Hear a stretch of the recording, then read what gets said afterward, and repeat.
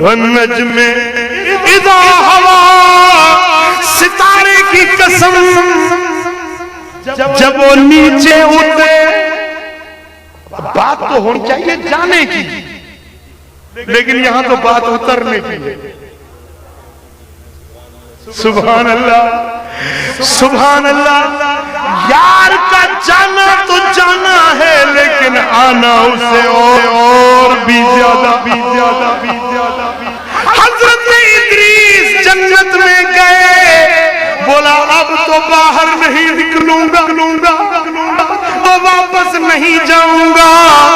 جنت میں جائے پھر واپس آئے، اللہ کا جلوہ دیکھے، مقام کعبہ قوسین او ادنیٰ کے قربتوں میں جائے پھر واپس آئے.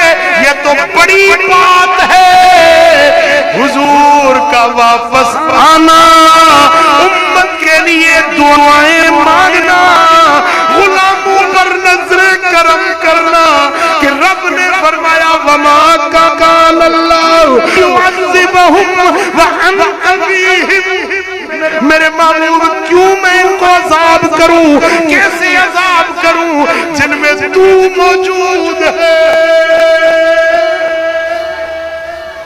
حضور کو تو پتا تھا نا، اُرِدَتْ عَلَيَّ اعمال امتی، مجھ پر میری امت کے سارے اعمال پیش کیے گئے. تو حضور کو پتا تھا کہ قوم موسیٰ والوں نے صرف ہفتے والے دن کی بے حرمتی کی تو وہ ان کی شکلیں مسخ ہو گئی تھی، اور حضرت صالح علیہ السلام کی قوم والوں نے اس اونٹنی کی بے حرمتی کی تھی، اس کے ٹانگیں کاٹی تھی، تو اللہ نے ان پر قہر کی ہوائیں بھیجی، زلزلے بھیجے، ان کو اپنے قہر و غضب کا نشانہ بنا دیا.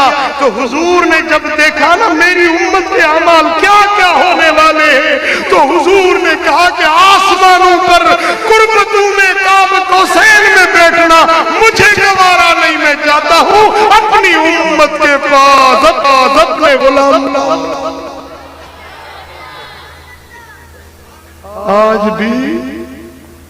آج بھی حضور دعائیں کر رہے ہیں کہ ہم اللہ کے عذاب سے بچے ہوئے ہیں.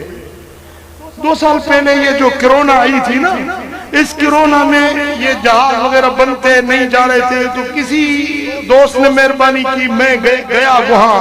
الحمدللہ اس کرونا کے دوران میں مدینہ منورہ گیا، وہاں ایک اہل دل رہتے تھے، اب اللہ کو پیارے ہو گئے. وہ مجھے مدینہ منورہ میں ملے، لیکن بہت رو رہے تھے. میں نے پوچھا کہ حضرت آپ آج کیوں رو رہے ہیں؟ تو وہ حضور ہی کے آدمی تھے، حضور کی بارگاہ میں جانے والے تھے. اس نے مجھے بتایا کہ آج جب سرکار کی بارگاہ میں گیا تو حضور کا چہرہ غم زدہ دیکھا، حضور کو روتا دیکھا.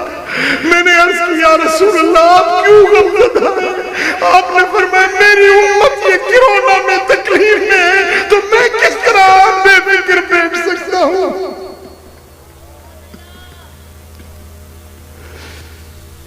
کوئی ماں